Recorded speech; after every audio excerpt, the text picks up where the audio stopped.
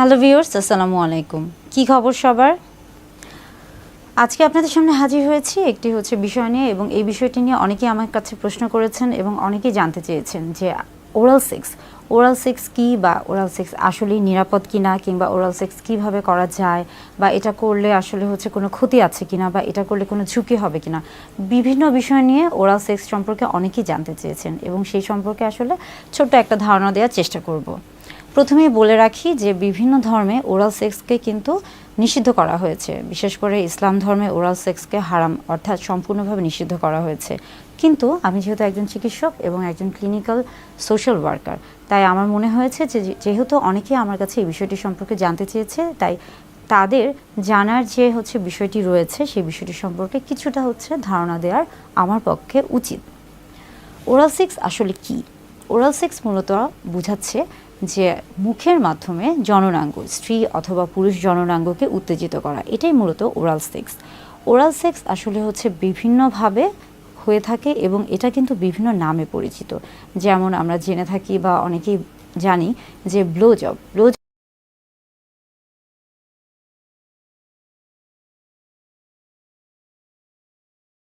বলতে আসলে কি বোঝাচ্ছে? ব্লো জব বলতে বোঝাচ্ছে যে মুখের মাধ্যমে জননাঙ্গকে উত্তেজিত করা, এবং এই ক্ষেত্রে মুখের মাধ্যমে পুরুষদের জননাঙ্গকে যদি উত্তেজিত করা হয়, সেটাই মূলত ব্লো জব হিসেবে পরিচিত। এর পাশাপাশি আছে রিং জব।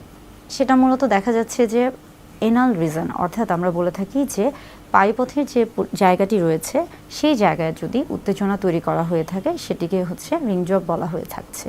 এবং এর পাশাপাশি দেখা যাচ্ছে যে লিকিং বলতে মূলত বোঝাচ্ছে যে মুখের মাধ্যমে যদি স্ত্রীর জননাঙ্গকে উত্তেজিত করা হয়ে থাকে, তাহলে তাকে লিকিং বলা হয়ে থাকে। এরকম আসলে ওরাল সেক্স বিভিন্নভাবে বিভিন্ন নামে পরিচিত। এটা মূলত নির্ভর করছে আসলে কোন জায়গার ক্ষেত্রে বা কিভাবে সেই সেক্সটা করা হচ্ছে সেটার উপর। এখন আসি ওরাল সেক্স, এটি কি আসলে নিরাপদ? ওরাল সেক্সের ক্ষেত্রে দেখা যাচ্ছে যে ওরাল সেক্স যেহেতু মুখের মাধ্যমে জননাঙ্গকে উত্তেজিত করা হচ্ছে, এবং সেই ক্ষেত্রে যেহেতু জননাঙ্গের ক্ষেত্রে সেটা নারী অথবা পুরুষ হোক না কেন, অথবা উভয়ের ক্ষেত্রে, যখন পুরুষ জননাঙ্গের ক্ষেত্রে আসছি বা স্ত্রী জননাঙ্গের ক্ষেত্রে আসছি, কিংবা যখন আমরা পায়ুপথের ক্ষেত্রে আসছি, সব ক্ষেত্রেই কিন্তু একটা জীবাণুর সংক্রমণের একটা বিষয় থাকে। বিশেষ করে আমরা যখন আসি পুরুষদের ক্ষেত্রে, তখন কিন্তু সেখানে বিভিন্ন রকমের জীবাণুর সংক্রমণ থাকে, বা সংক্রমণের একটা আশা থাকে, বা সংক্রমণের একটা পরিবেশ থাকে। তাই অবশ্যই যখন ব্লো জব করতে চাবেন, বা ব্লো জব যদি কেউ করতে থাকে বা করেন, বা কারো করার ইচ্ছা বা অভ্যাস থেকে থাকে, অবশ্যই কিন্তু ব্লো জবের আগে বা ওরাল সেক্সের আগে সেই ক্ষেত্রে কিন্তু অবশ্যই তাকে আমরা বলে থাকি প্রোটেকশন, অর্থাৎ অবশ্যই একটা ব্যবস্থা গ্রহণ করতে হবে, এবং সেটা অবশ্যই সেক্সুয়ালি ট্রান্সমিটেড ইনফেকশন থাকে, সে যেন নিজেকে নিরাপদে রাখতে পারে, সেজন্য অবশ্যই তাকে কন্ডোম ব্যবহার করতে হবে। আমরা বলে থাকি যে এই ক্ষেত্রে কন্ডোম ছাড়াও ডেন্টাল ড্যাম ব্যবহার করা যায়, তবে কন্ডোমটা মূলত অনেক বেশি পরিচিত, তাই সবার ক্ষেত্রে কন্ডোমটা ব্যবহার করা অনেক বেশি সহজ হয়ে থাকে। আবার যখন আমরা আসি লিকিংয়ের ক্ষেত্রেও আমরা বলে থাকি যে পায়ুপথে যেহেতু সেটা একটা, আমরা বলে থাকি যে সেটা যেহেতু একটা ডাইজেস্টিভ সিস্টেমের একটা অংশ, সেখানে কিন্তু সবসময় জীবাণু থেকে থাকে, এবং সেখানে ফ্লুইড বা ব্লাড, ইনফেক্টেড ফ্লুইড ব্লাড, এগুলোর একটা সংক্রমণ, অর্থাৎ জীবাণুর সংক্রমণ থাকে।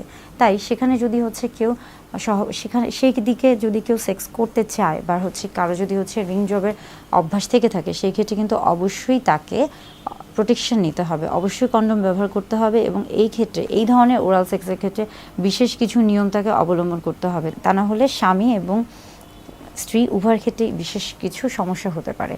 এখন আমরা আসি লিকিংয়ের ক্ষেত্রে আমরা বলে থাকি যে যেহেতু যোনিপথ বা ভ্যাজাইনাতে একটা অন্যরকম একটা স্মেল থাকে, বা অন্যরকম একটা যেহেতু প্রাকৃতিক একটা স্মেল থাকে, এবং অনেকের ক্ষেত্রে ওরাল সেক্সের ক্ষেত্রে যখনই কথা আসছে, তখনই অনেকে এটা পছন্দ করে, অনেকে এটা পছন্দ করে না, অনেকে মনে করে যে এটা ঠিক, অনেকে মনে করে এটা ঠিক না। এটা আসলে নির্ভর করছে সম্পূর্ণ আপনার ব্যক্তিগত বিষয়ের উপর। আপনি কিভাবে আপনার যৌন জীবনকে উপভোগ করবেন, বা কিভাবে আপনি স্বাচ্ছন্দ্য বোধ করবেন, এটা সম্পূর্ণ আপনার ব্যক্তিগত ব্যাপার। তবে ওরাল সেক্স করলে যে ধরনের ক্ষতিগুলো হতে পারে, অর্থাৎ এই যে যৌনবাহিত রোগগুলো রয়েছে, এবং এই যৌনবাহিত রোগগুলো থেকে নিজেকে প্রতিরোধ করতে হলে অবশ্যই কিন্তু প্রোটেকশন নিতে হবে, অর্থাৎ কন্ডোম ব্যবহার করতে হবে, অথবা ডেন্টাল ড্যাম ব্যবহার করতে হবে।